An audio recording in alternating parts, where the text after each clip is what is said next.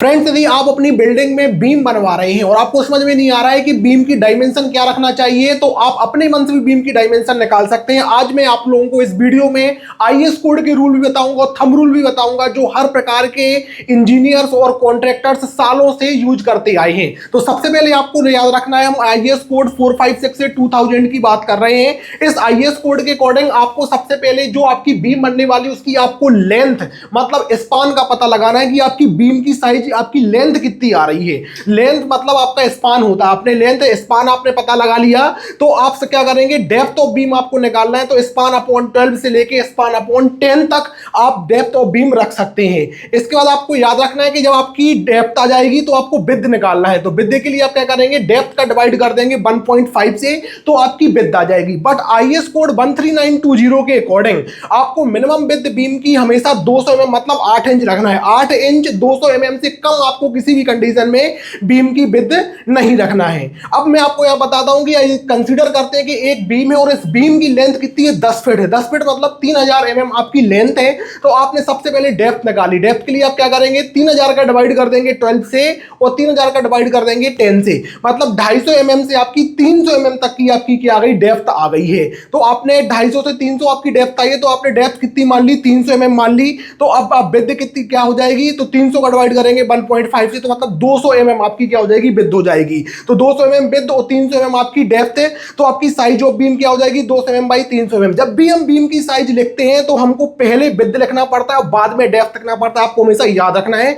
तो बीम की साइज आपकी 200 mm बाई 300 mm हो गई। इसके बाद आपको याद रखना है कि यदि आपकी बीम की लेंथ कितनी आ रही है, 15 फीट मतलब 4500 mm आ रही है, तो आपको क्या करना है, डेप्थ आप कैसे निकालेंगे, 4500 का डिवाइड करेंगे 12 से और 4500 का डिवाइड करेंगे 10 से, तो 375 mm से 450 mm तक आप यहां पे डेप्थ रख सकते हैं। आपने डेप्थ कितनी रखी, 450 mm आपने डेप्थ रख ली। अब आप विड्थ कैसे निकालेंगे, 450 का डिवाइड करेंगे 1.5 से, तो आपका 300 mm आ जाएगा। तो 300 mm आपकी विड्थ आ गई, तो 450 mm आपकी डेप्थ आ गई। तो आप साइज ऑफ बीम क्या रखेंगे, 300 mm बाई 450 mm, मतलब 300 mm आपकी विड्थ तो 450 mm आपकी साइज हो जाएगी। इसके बाद आपको याद रखना है कि जो आपकी बीम है, यदि आपकी बीम की लेंथ कितनी आ रही है, 12 फीट मतलब 3600 mm आ रही है, तब आपको क्या करना है, डेप्थ के लिए 3600 का डिवाइड करेंगे 12 से, 3600 का डिवाइड करेंगे 10 से, मतलब 300 mm से लेके 360 mm तक आप क्या कर सकते हैं, इसकी डेप्थ रख सकते हैं। आपने डेप्थ कितनी रखी, 360 mm रखी। 360 mm आपने डेप्थ रखी, तो विड्थ के लिए आप क्या करेंगे, 360 का डिवाइड कर देंगे 1.5 से, तो 240 mm आ गया। 240 को आप क्या मान लेंगे, आप राउंड अप करके 250 mm मान लेंगे। तो आपकी बीम की साइज क्या हो जाएगी, 250 mm बाई 360 mm आपकी हो जाएगी।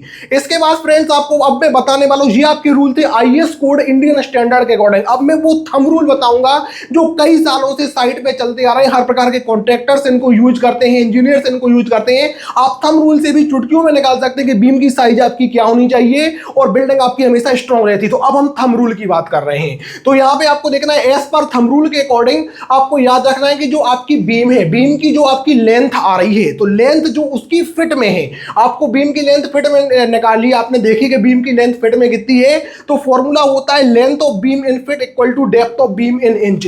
जितनी आपकी बीम की आपकी क्या है, लेंथ फिट में है, उतनी उसकी डेप्थ किस में हो जाएगी, इंच में हो जाएगी। जितनी लेंथ आपकी फिट में आ रही है, उतनी डेप्थ आपकी क्या आ जाएगी, इंच में आ जाएगी।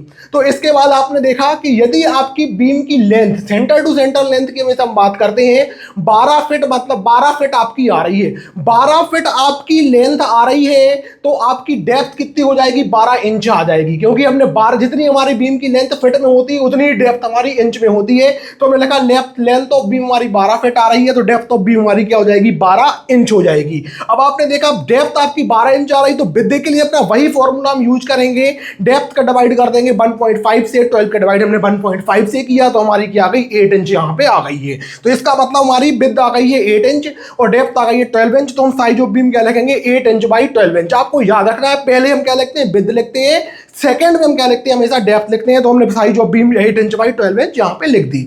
इसके बाद मैं आपको बताता हूं कि यदि आपकी बीम की लेंथ कितनी है, 15 फीट है, 15 फीट आपकी लेंथ आ रही है, तो अब आप क्या करेंगे, आपकी डेप्थ क्या हो जाएगी, लेंथ ऑफ बीम 15 फीट है, तो डेप्थ ऑफ बीम क्या हो जाएगी, 15 इंच हो जाएगी। जितनी आपकी लेंथ फिट में उतनी डेप्थ आपकी इंच में। ये थंब रूल है, हर जगह यूज होता है, ना केवल इंडिया, फॉरेन में भी यूज होता है, और इस रूल से बिल्डिंग हमेशा सेफ रहती है। तो आपने डेप्थ ऑफ बीम 15 इंच रखी, अब आप विड्थ के लिए क्या करेंगे, 15 इंच का डिवाइड कर देंगे 1.5 से तो आपकी 10 इंच आ जाएगी। तो साइज ऑफ बीम आपकी क्या हो गई, 10 इंच बाई 15 इंच हो गई, क्योंकि 10 इंच आपकी क्या निकली थी, विड्थ निकली थी, 15 इंच आपकी डेप्थ निकली थी, तो 10 बाई 15 इंच आपकी क्या हो गई, साइज हो गई बीम की। इसके बाद यदि आप देखते हैं कि यदि हमने माना कि हमारी जो बीम है, बीम की लेंथ हमारी 10 फीट आ रही है। अब आप देखते हैं ना 10 फीट आपकी आ रही है, तो लेंथ ऑफ बीम यदि आपकी 10 फीट है तो डेप्थ ऑफ बीम आपकी क्या हो जाएगी, जितनी आपकी लेंथ फीट में रहती है उतनी आपकी डेप्थ किस में रहती है, इंच में रहती है। तो डेप्थ ऑफ बीम आपकी 10 इंच हो गई, तो विड्थ ऑफ बीम आपकी कितनी हो जाएगी, 10 का डिवाइड करेंगे 1.5 से तो अब 7.5 इंच आ गया। बट अभी मैंने आपको स्टार्टिंग में नहीं बताया था कि एज पर IS 13920 के अकॉर्डिंग विड्थ ऑफ बीम किसी भी कंडीशन में 8 इंच मतलब 200 mm से कम नहीं होती है। वही हमारी 7.5 आई तो इसको हम 8 मानेंगे, क्योंकि 8 से कम होती नहीं है, ऐसा इंडियन स्टैंडर्ड 13920 कहता है। तो हमने इसको 8 इंच माना, 8 इंच हमारी विड्थ हो गई और डेप्थ हमारी 10 इंच हो गई, तो साइज ऑफ बीम हमारी 8 इंच बाई 10 इंच हो गई। तो फ्रेंड्स इस प्रोसीजर से आप आराम से निकाल सकते हैं IS कोड के अकॉर्डिंग और थंब रूल के अकॉर्डिंग कि आपकी साइज ऑफ बीम कितनी होना चाहिए। आप चाहें तो IS कोड का भी यूज कर सकते हैं, आप चाहें तो थंब रूल का यूज कर सकते हैं, आप इन रूल का यूज कर रहे हैं तो आपकी बिल्डिंग हमेशा स्ट्रॉन्ग रहेगी। बीम में के कभी भी फेल होने के चांस हो ही नहीं सकते हैं। इन चीजों को हमेशा सालों से साइट में यूज किया जा रहा है और इंडियन स्टैंडर्ड के अकॉर्डिंग भी सभी इंजीनियर्स इन रूल्स का हेल्प लेते हैं। तो आपको फ्रेंड्स याद रखना है, इन चीजों को आप देखिए, अपनी बिल्डिंग को स्ट्रॉन्ग बनाइए। और इसी प्रकार से यदि आप हमसे डिटेल में बहुत सारी चीजें जानना चाहते हैं कि एक चीज हमसे समझना चाहते हैं तो हमको कमेंट कीजिए और हमारे ओरिजिन इंस्टीट्यूट को आके ज्वाइन कीजिए, जिसमें इसी प्रकार से डिटेल में सारी नॉलेज आपको मैं प्रोवाइड कराता हूं।